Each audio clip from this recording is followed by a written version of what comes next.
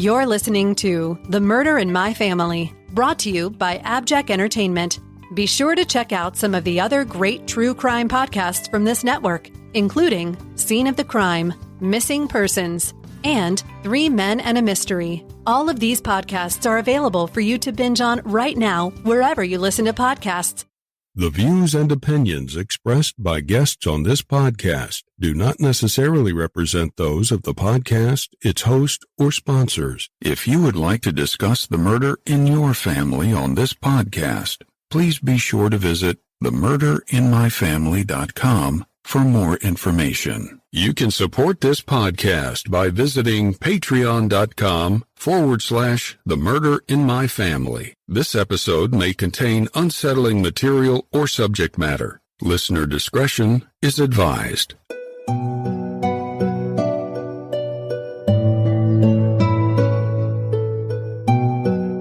Thank you for joining me for episode 70 of The Murder in My Family. I'm your host, Mike Morford. In this episode, we'll be discussing the case of 50-year-old Thomas Hegar, who in March 2017 was gunned down alongside his friend in a confrontation with a schizophrenic man. We'll get into this case after some quick housekeeping. Independent podcasts like this one depend on word of mouth to bring in new listeners. So if you find that you enjoy this podcast, please take a minute to rate and review it wherever you listen to your podcast. And be sure to introduce a friend to the show and invite them to listen. With your help, The Murder in My Family can continue to grow and reach a new audience. To learn more about the show or the cases we discuss, please visit themurderinmyfamily.com. You can also find us on Twitter with the handle @MurderInMyFam or by searching for the Murder in My Family podcast on Facebook. If you'd like to support the show through a Patreon donation, it's always appreciated. And you can do so by visiting patreon.com/themurderinmyfamily. Benefits of supporting the show on Patreon include early access to ad-free episodes of the show, plus bonus content not heard in regular episodes. Support may also include thank you cards, stickers, and more. If you prefer to, you can also support the show through a PayPal donation by visiting paypal.me/themurderinmyfamily. In each episode, I'll give shoutouts to any new supporters. In this episode, I'd like to thank Rebecca Miller and Jessica Wilson. And thank you to all of the supporters that generously donate to help keep the show growing and improving. One more note before we get started. Please consider supporting any of the sponsors that you hear on The Murder in My Family, the way that those sponsors support the show. It's with our sponsor support that this show can go on and continue to provide a platform to share these stories with you in every episode. Thank you. And now on with the show. Thomas Lee Hegar was born on August 6, 1966 in Oregon City, Oregon, to Thomas and Sharon Hegar. Thomas had an older sister, Cindy, and then he gained 2 more siblings, Timothy and Sandy. Thomas graduated from Lake Oswego High School in 1984 and started a family of his own. His first son, Michael, was born in 1983. Then in 1987, Thomas married Sherry Gibson. In 1988, Thomas would become a father again to a daughter, Christine. The family of 4 lived in Portland, Oregon, where Thomas worked at Lazy S Lumber. He ran the sawmill and built housing frames until 1995. That's when he got a job working for his family at Hegar Ford Manufacturing. Thomas continued working with his family for over 14 years. In 2001, he became a father once again to a son, Justin. It seemed like Thomas's life was going well. He was a man of many skills, and he had a passion for art and tattooing. But his main passion and skill was working on cars. Thomas was a mechanic at heart and had the knowledge to point out almost any kind of vehicle and tell you what the year, make, and model was, and what was under the hood. He was an easy person to talk to and the kind of person that wouldn't pass judgment. Thomas was known for his sense of humor and his perfect smile. But just like everyone else, Thomas wasn't perfect, and he battled addiction.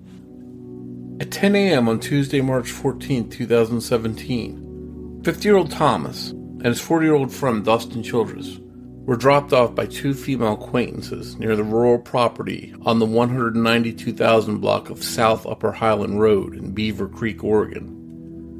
The property, which was mostly wooded and had a few buildings on it, was owned by 36-year-old Robert John Highlands. Thomas and Dustin entered Highland's property. 15 minutes later, Dustin called one of the women who had dropped them off and told her that he and Thomas were being shot at and that Thomas was wounded. The women didn't call 911. It wasn't until hours later that one of the women called Dustin's estranged wife, Samantha Childress, and finally alerted authorities. Police said they received a call at 5:45 p.m. to check on suspicious circumstances at Highland's property. It turns out that one of the women that dropped off Thomas and Dustin didn't call authorities right away because she had a warrant out for her arrest. After getting the call from Dustin that they were being shot at, the women did go back to the property and tried looking for the two men, but they couldn't find them. It wasn't until Clackamas County deputies arrived at the property at 6 p.m. and found the two men's bodies concealed near the property's front gate, about 40 feet from the road. Both Thomas and Dustin were dead. They had died from gunshot wounds. Investigators questioned the property owner, Robert John Hylands, and he immediately confessed to shooting and killing both men. Police arrested him on murder and unlawful use of weapon charges. A judge ordered Hylands held without bail until a court hearing on March 23, 2017. It was then decided that Hylands, who was a schizophrenic, would be held and examined to see if he was fit to stand trial.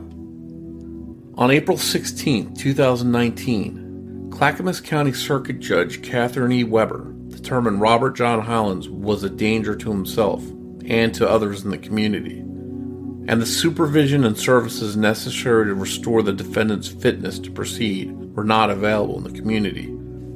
Judge Weber based her findings on Hylands' mental health and on expert testimony from 3 psychiatrists. Hylands was officially diagnosed with having schizophrenia, and that he was unfit to stand trial due to his mental illness.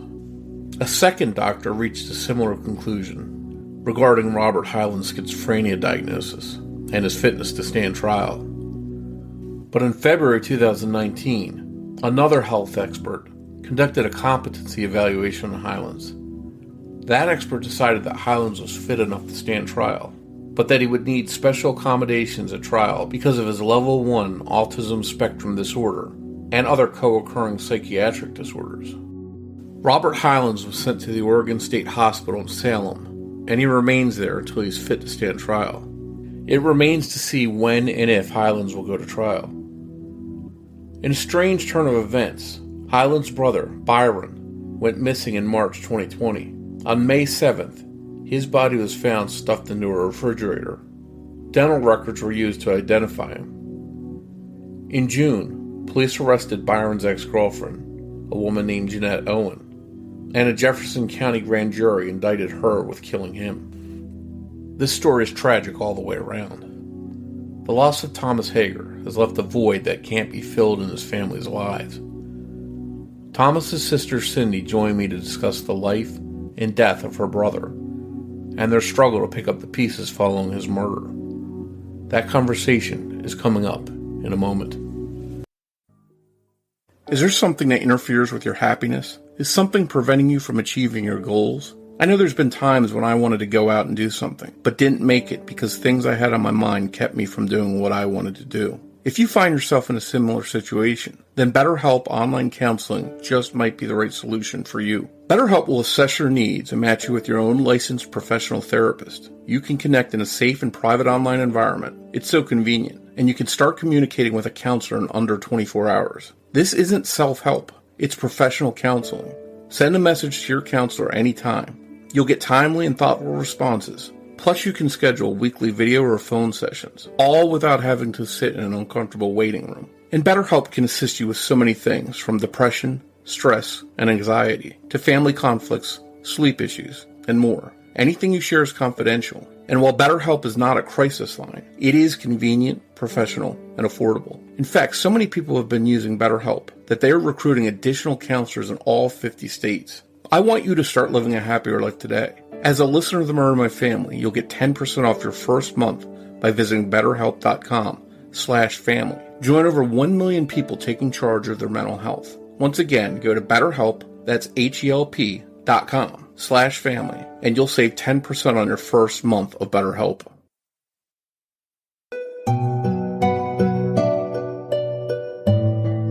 Hi, Cindy, and thanks for coming on the Murder of My Family to discuss your brother Thomas's case with us. Well, thank you for having me.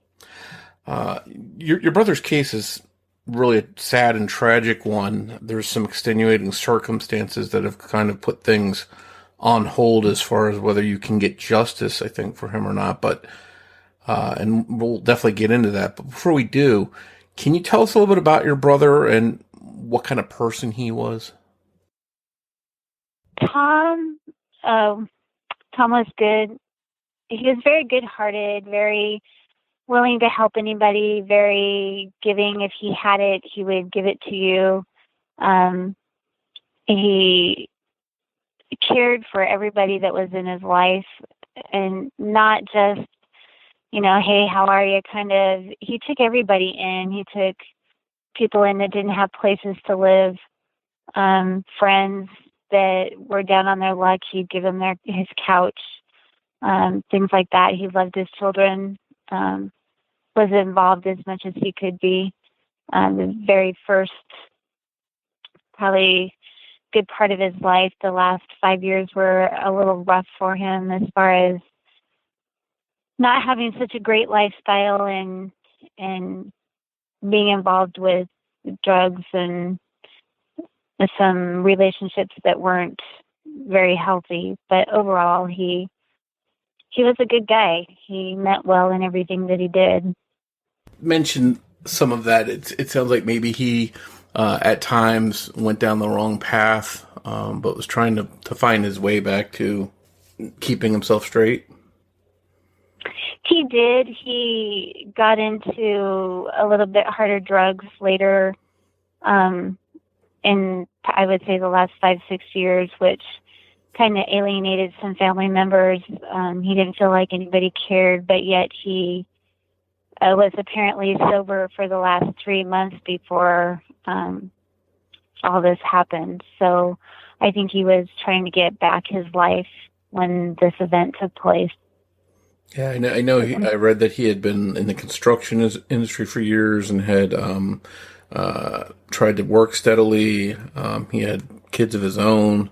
But in March of 2017, that's when, tragedy struck and he was killed alongside his friend, Dustin, in Beaver Creek, Oregon. And just for listeners, that's a small town, I guess a half hour from Portland.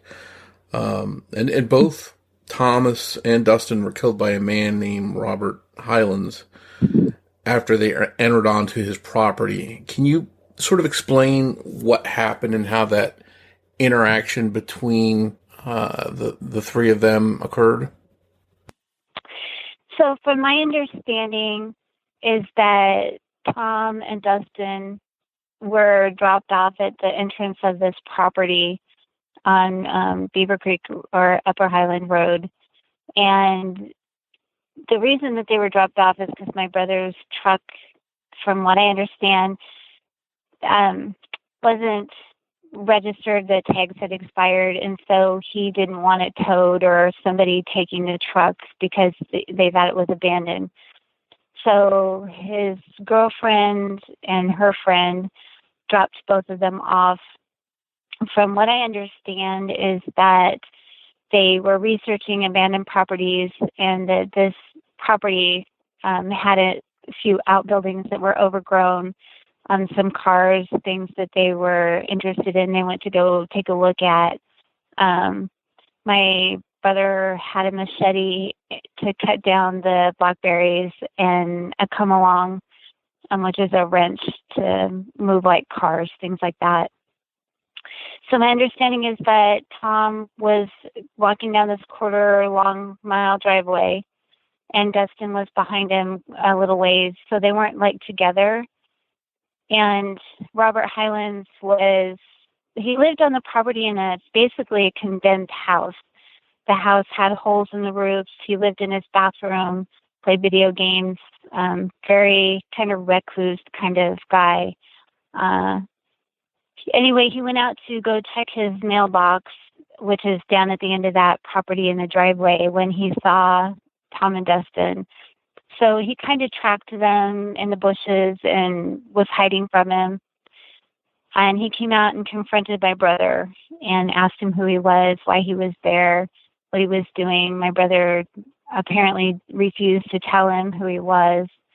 I'm sure there's words that were exchanged, which they were both heated. And so Highlands decided to shoot him. He shot him once, and I'm guessing from what the coroner said, in the leg. Then he was shot 2 more times, and Tom took off running back down the end of the driveway where Dustin had heard the shots, saw that Tom had gotten shot. He made a phone call, told the girls that Tom had been shot and to come get them. So as Tom was running, I don't know all the details. I know that he probably fell. He was shot at least 9 times, and then Dustin was shot either in the back of the head or the neck. What I was told was the head. It's kind of graphic, so he took Dustin's belt and tried to choke my brother, which my brother was already gone, and then he stood on Dustin's chest and tried to make him stop breathing. And that was pretty much the end of my brother and Dustin's lives. The girls got in a car with one of the girls got in a car with another guy that was up at the house and drove down to see if they could listen for Tom or find Tom and Dustin, and they couldn't. But Highlands was pacing the roadway back and forth to see if anybody was going to show up for them. She happened to pull over and said that she was lost, that she was trying to find a way to get to Oregon City because she had an appointment. And the whole time she was there, she was trying to ask him, these questions and be aware of what's going on to see if she could see anything. And he made this weird. Just to interrupt. This was the friend that they had called that was there, really looking for them. Right. Okay. And he made a weird comment that this must have been fate that brought you here, and that kind of freaked her out. So she goes, "Well, I'm really late. Can you show me which way to go?" And so he pointed her towards Oregon City, and she left.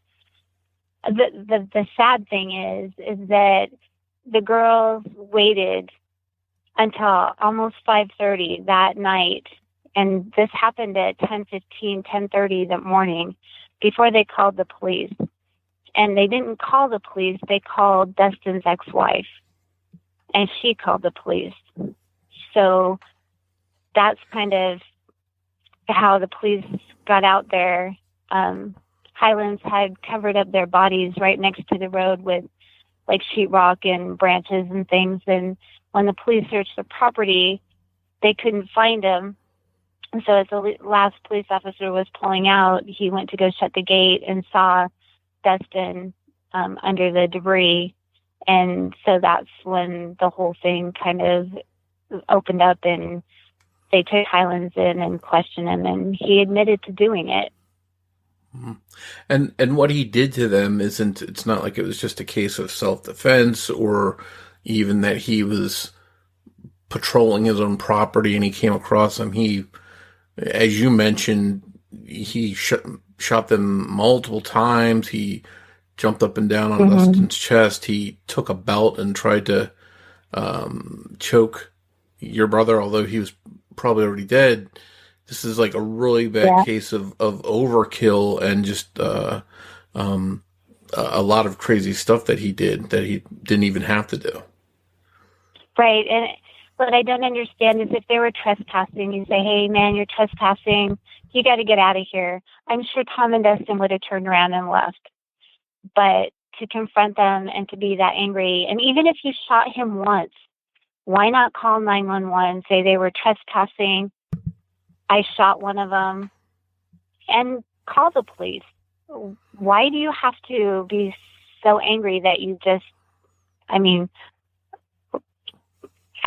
kill them like what you did? I mean, it's multiple 9 shots. You don't need to shoot somebody 9 times.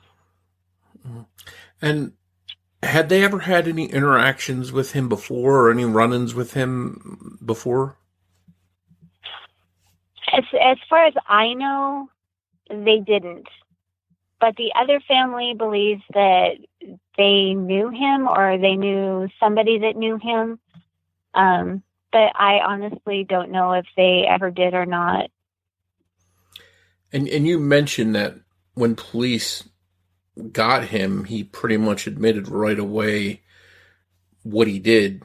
Was he fully cooperative, do you know? Did he admit to everything and just, walk them through the entire attack? Yep, they videoed his confession. He walked them step by step on what happened.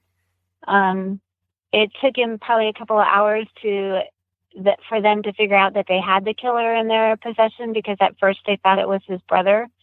But when he finally admitted to it, they got his confession on video. They have it written down.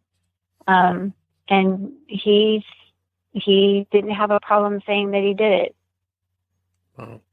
At what point did it come to light that he may have had some kind of mental illness going on?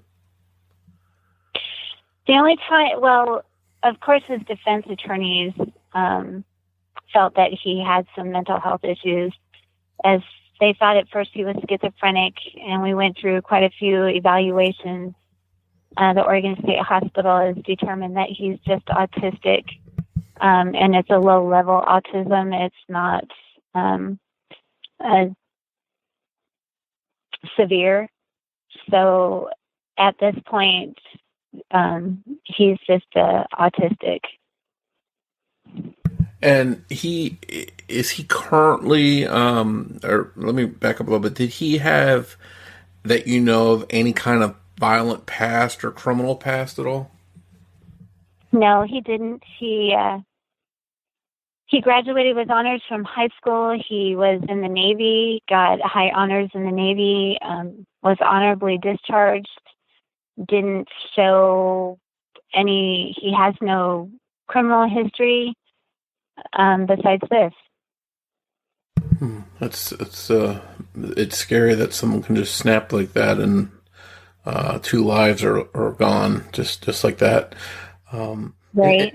Just to back up for a minute, after the police go there, they find out that this man has killed 2 people, and then they identify the 2 people that are killed. One of them's your brother. How did your family get the news about it, and how did you react to it? So it was pretty much through social media that I found out. My sister had saw a news article on Facebook of 2 men that were shot in Beaver Creek. And my sister called me and said, "Do you know where Tom is?" And I said, "No, I haven't heard from him. I'm not sure. I'll call Dad and find out if Dad knows where he is." Well, I called Dad, and my dad didn't know. And some weird, by chance, I got this phone number of a news reporter that I called. And they were a little upset that I called them. I'm not sure why. But he gave me the number to the Clackamas County Sheriff's Office. I called them.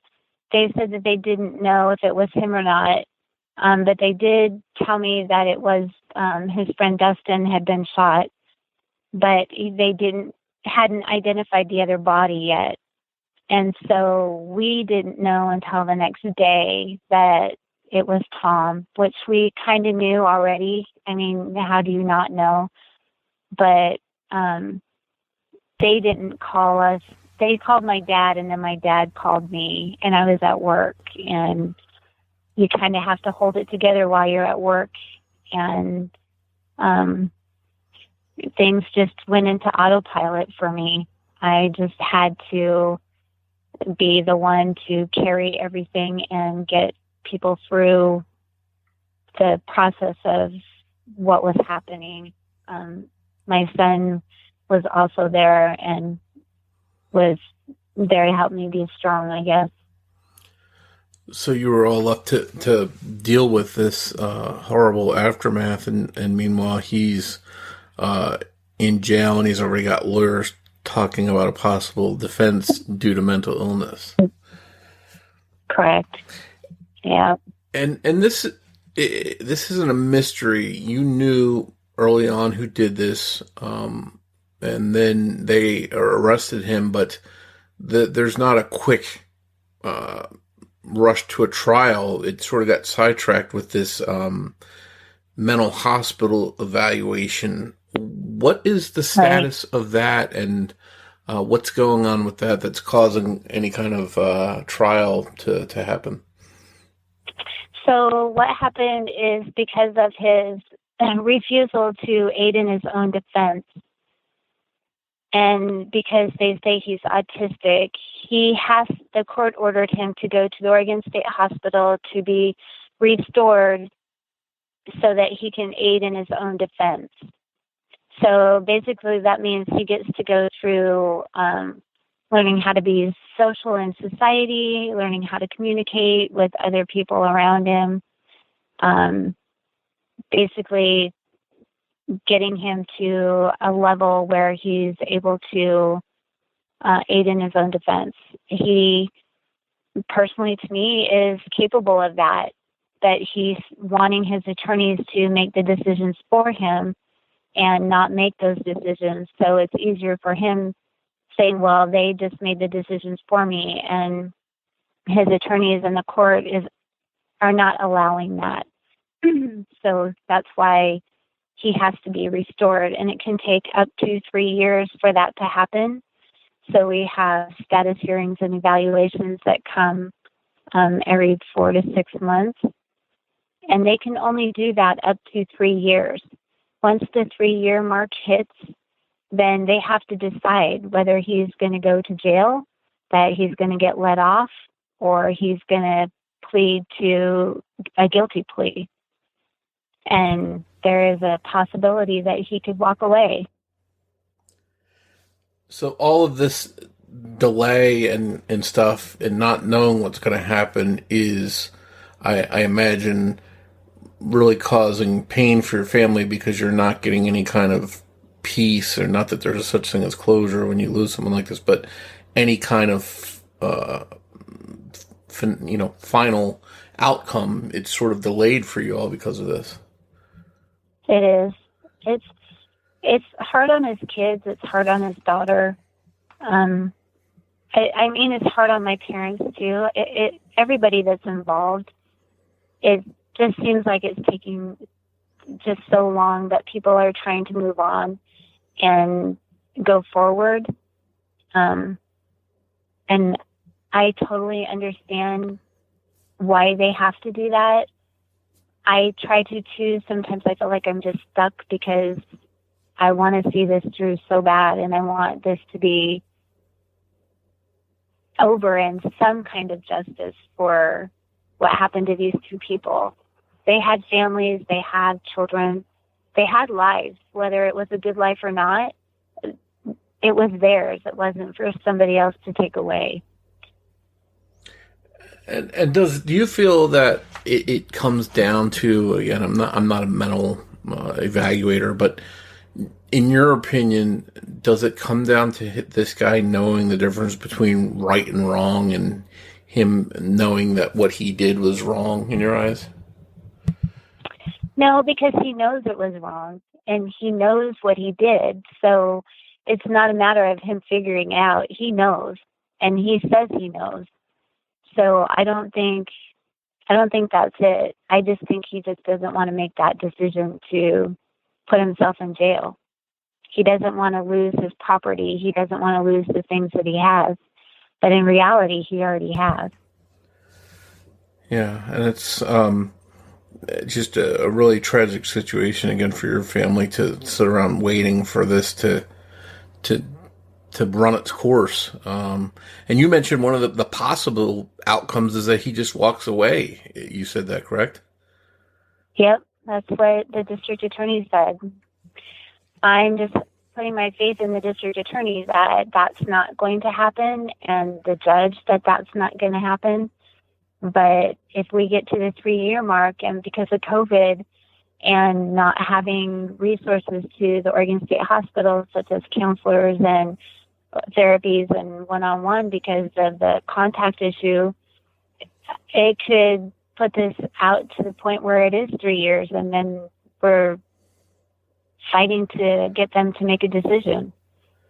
Yeah, and the thought of him ever just being out there again to do this to someone else is mind-boggling that that's a possibility. Right? That someone dangerous could be living out there among you like that. It's a scary thought. How much time is left now in the process to that final timeline? So it's been a year, not quite a year and a half that he's been at the Oregon State Hospital. So we have another year and a half left. So this is, depending on what happens in between, this is a halfway point until something has got to give, it sounds like. It is. Yeah. Just a very sad and tragic case. Your family and Dustin's family have lost a loved one. Do you, again, and this is a weird thing, we're talking about somebody that, if they're autistic, does that count as mental illness? I don't know. I'm not a mental illness expert by any stretch, and I don't want to offend anyone by saying that. I don't, and somebody can come forward and talk about the differences, but do you feel that he should be held fully accountable and face the full justice as opposed to any kind of hospitalization? Personally, I think that he should be. I've watched him enough. I've been in that courtroom enough. I've witnessed his behavior. It's, to me, and in his history, I don't feel that because he's autistic, he didn't know what he was doing. There's people that are autistic every day that don't do the things that he did.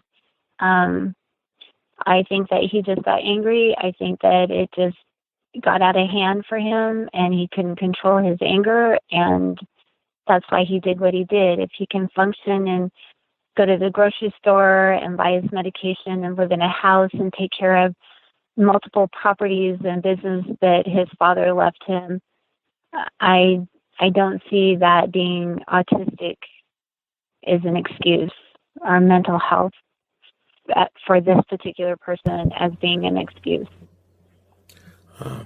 And not to dwell on him too much, because this is really more about your brother. What do you want your brother's legacy or his memory to be in at the end of the day? I want him to be known for his artwork, for his mechanic ability. He could look at a car and know exactly what was wrong with it. He would restore cars. He had a very artistic part of him that did beautiful work. He did tattoos. He just had that ability, and that ability to be a person that people were drawn to. And I think that his children and his granddaughter are probably the best part of him. And the love that he had for them just really shown. He didn't even know he was going to be a grandpa. She found out that she was pregnant when this happened. So he would have been a great grandpa, but unfortunately he didn't even know he was going to be one. And that's hard. But he would tell you he loved you every time he saw you and he was leaving. He just made sure you knew how he felt about you and how much he cared. And, you know, you miss that smile and you miss that love ya. And I want people to know that part of him. It's that's the unfortunate part, is even if you get an outcome in court or get justice, that doesn't replace Tom. It doesn't bring him back. So you're left with just the memories you have of him. Yep, pretty much. Well, I can't thank you enough for coming on to share Tom's story with us. I can tell it's still very raw for you, and you can still feel those emotions that you probably felt early on. And I wish you well moving forward, and I hope that your family finds some kind of peace after this is all behind you, and hopefully there's justice for Tom that he deserves. I hope so too. Thank you. Thank you once again for joining me for this episode of The Murder of My Family. As we wrap up, I'd like to play a preview of a true crime podcast I think you'll really enjoy. It's called A Date with Dateline. Be sure to give it a listen. We'll be back here soon with an all-new episode of The Murder of My Family. But before you go, remember that every murder victim means something to somebody. Diabolical. Vengeance. Betrayal. Bad hair. Leaning. Hi everyone, this is Kimberly. And this is Katie. And we have a weekly podcast called A Date with Dateline, a recap of Dateline episodes. We talk about important issues like grainy surveillance footage, cell phone towers, Andrea Canning's white jeans, and Mankey's hankies. We delve into the details of any victim who's ever loved life or lit up a room. So find us on Twitter, Instagram, Facebook, and iTunes to make A Date with Dateline. And remember, don't watch alone. A Date with Dateline is a podcast hosted by two professional amateur true crime TV experts with no formal training but evidence lockers filled with snark and uninformed opinions.